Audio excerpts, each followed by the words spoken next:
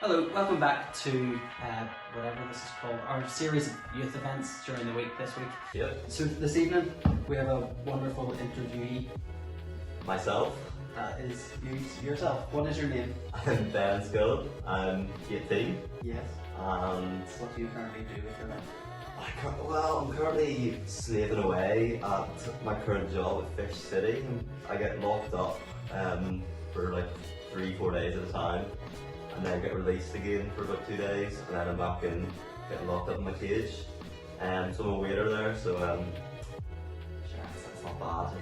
It takes the money in, so yeah. Sure. Gotta get that bread. And I'm in that between stage where I've just left school and about to head into university, so hopefully going to Queen's to study economics. So that's all being well, that's the plan. Got a few wee questions for you, Ben. Perfect. That's Perfect. you're happy. So first of all, what is your favourite fruit?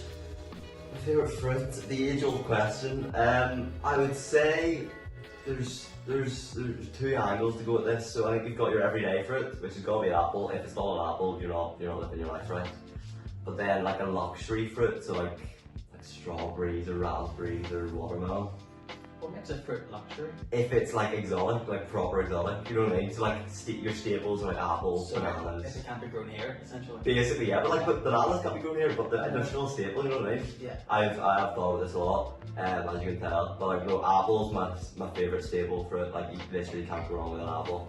And then watermelon, I'd say. Watermelon. I think watermelon is just, it's got everything about it, doesn't it? And there's so much of it as well. You get a big watermelon for like £1, and then you just sorted for the night. Where do you go? Secondly, who is your hero, Ben?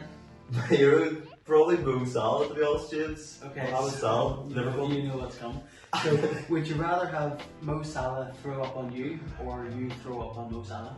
Well, to be honest with you, ideally neither, James. Neither would be. I like to hope.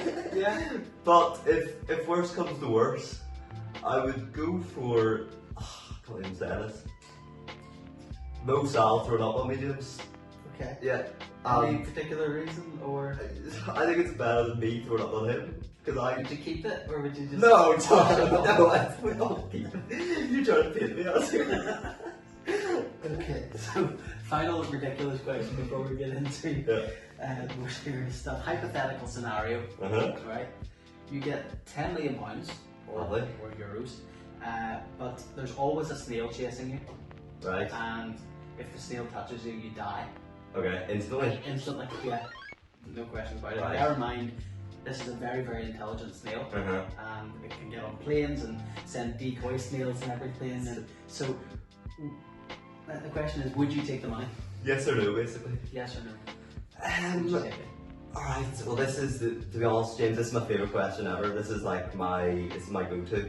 Almost as if you came up with these questions. It almost is, yeah. Not the most, I did not come up with the sick, don't paint me like that. But I would say no, James, because this snail is smart. This snail can be like, oh, you've killed the real snail, but then like, no, he comes back, and it's like mental. This snail doesn't obey normal laws. Like, it can fly as well, James. Oh, it can fly, and it's a monster snail. So basically, no, and no one should say yes to that proposition. No one, under no circumstances. It's every day it's a no. Okay. There you go. There you go. Always say no to the snail. So on to more serious stuff, more spiritual stuff. When did you become a Christian, Ben? When I become a Christian, so I feel like my testimony is quite boring because I've grown up in a Christian household. You know, all my family are Christians. Not that that's boring, but it's just I don't have that crazy redemption story where I've gone from being a burglar, being in jail and stuff, to then becoming a devout Christian. But you know, I've always been a Christian, but I don't think I've ever, or like a couple of years ago, I didn't really know what that meant until I went my first year at Crack My Cross. Really, I think that was when I turned the page. It was 2017. I think it was 4 years ago, and that's when I started to really ask myself those questions. And I was around all of you guys and you guys as well, and I yeah, I really started to just understand what it meant to be a Christian. I had the talk with Aaron as well, and then yeah, I think that was a turning point for me. Being a Christian, so yeah, like 4 years ago, and then I think a couple of months later, me and Patrick got baptised together, and that was good fun. But yeah, so that would be my testimony, as it would be. Sounds good.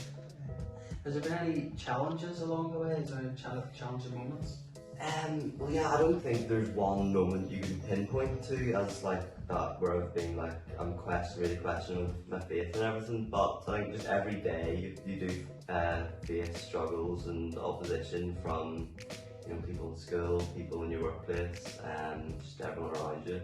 And it is sometimes you do question God, saying why has He done this? When you're going through the bad times. It is harder to put your trust in God. I find that anyway, something I'm trying to work on, but to always put my trust in God, to always know that He is my whole life planned out, and everything that happens to me happens for a reason, and it'll better me for that. But yeah, that would be that. Chris, final question, have you any kind of top tips for the wonderful people at home? Ben's top tips.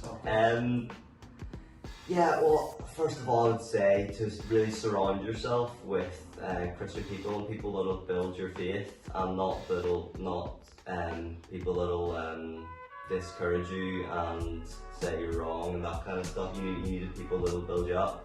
And certainly for me, the way I've grown in my faith is through people in church. James, you yourself, being around people like you. It does build you up and gives you confidence. It'll give you confidence for once.